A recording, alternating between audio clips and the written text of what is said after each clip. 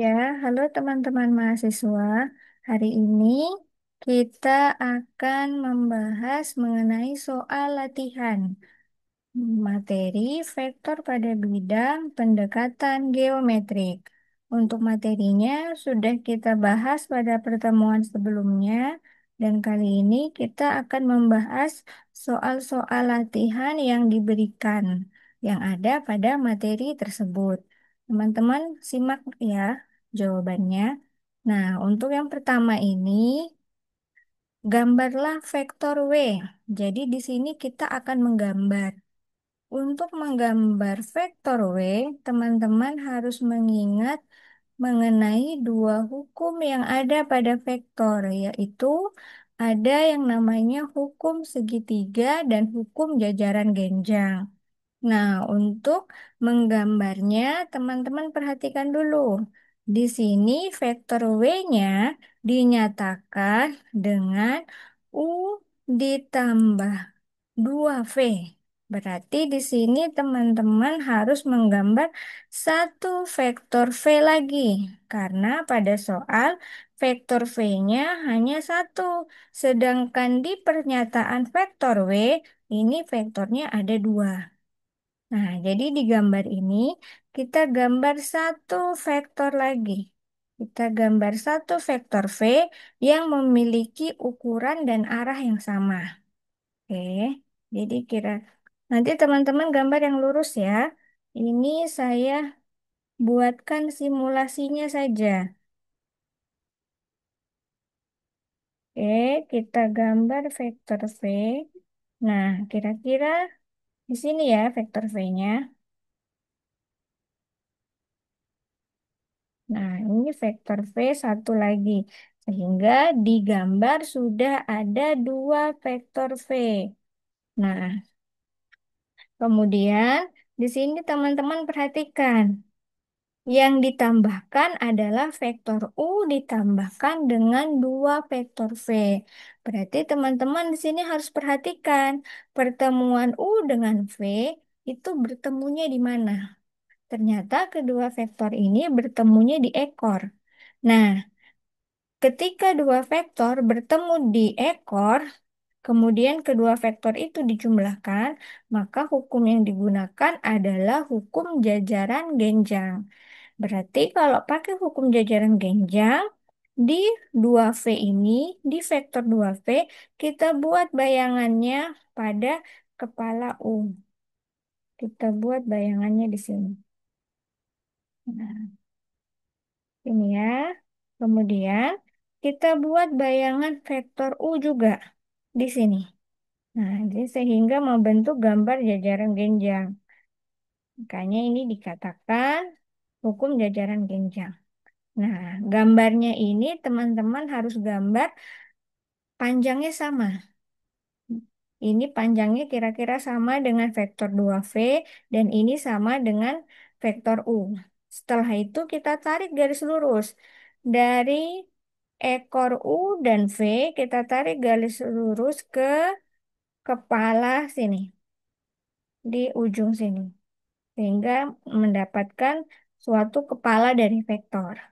Nah, vektor ini yang baru terbentuk, ini kita namakan sebagai vektor W. Nah, jadi ini gak jawaban untuk nomor satu.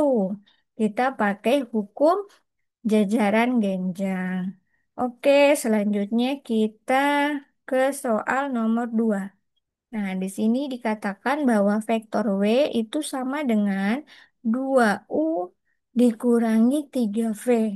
Nah, di sini ada pengurangan. Ketika ada soal seperti ini, maka terlebih dahulu kita buat ke dalam bentuk penjumlahan. Nah, supaya hasilnya positif, maka W, nah, minus 3V yang ada di sebelah kanan, ini beralih ke sebelah kiri. Berarti W ditambah 3V sama dengan 2U. Oke. Kalau sudah positif seperti ini, sekarang kita fokus ke gambarnya. Di sini dikatakan V-nya ada 3. Berarti kita gambar 3 vektor V. Jadi teman-teman gambar yang sesuai ukuran ya.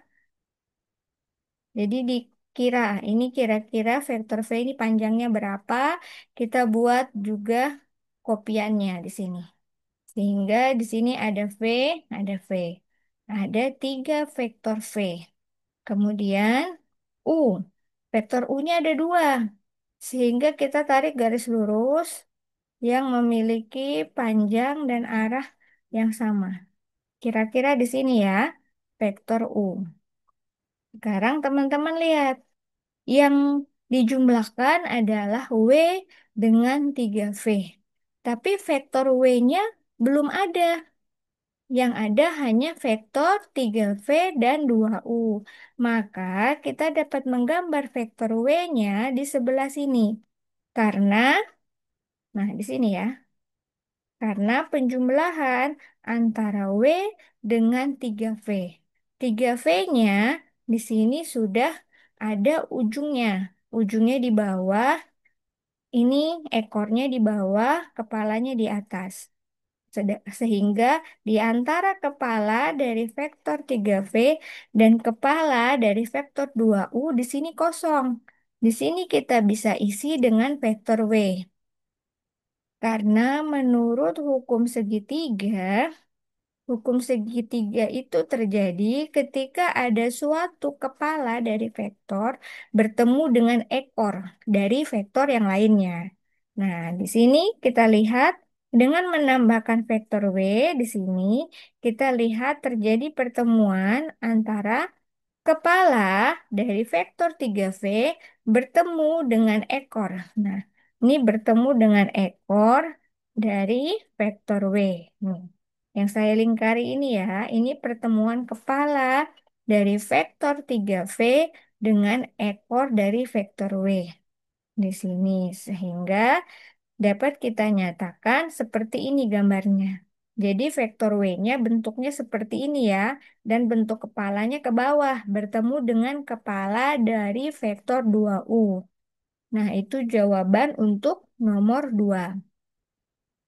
Kemudian jawaban untuk nomor 3. Nah, untuk nomor 3 di sini, kalau penyelesaian dari saya, pertama-tama kita melihat dulu. Di sini ada penjumlahan 3 vektor, yaitu U1, U2, dan U3. Tapi di U2 dan U3 bentuk vektornya itu bercabang. Jadi U2-nya ke atas, U3-nya ke bawah. Jadi kalau untuk penyelesaian dari saya, kita mulai dari U2 dan U3 yang vektornya ini ke atas dan ke bawah. Nah, kita lihat U2 dan U3 itu ekornya saling bertemu. Karena ekornya saling bertemu, maka kita gunakan hukum jajaran genjang. Berarti di vektor U3 ini kita gambar vektor yang memiliki arah dan besar yang sama. Kemudian di U2-nya, di sini juga kita gambar vektor yang memiliki panjang yang sama. Nah, kira-kira seperti ini ya. Selanjutnya, kita tinggal tarik garis. Ini garis untuk vektor. Misalkan kita beri nama dia vektor U4. Ini penamaannya terserah dari teman-teman. Mau penamaannya apa? Saya berikan nama U4. Berarti di sini akan ada penjumlahan antara U1 dan U4. U1 dan U4 bertemu juga di ekornya. Tapi kita mau gambarkan bentuk hukum jajaran genjangnya tidak bisa. Karena dia memiliki satu garis lurus yang sama.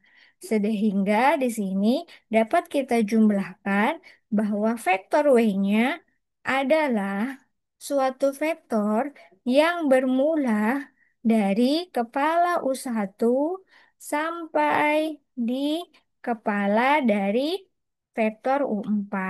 Nah, disinilah kita bisa tulis vektor W. Nah, itu solusi untuk soal nomor 3.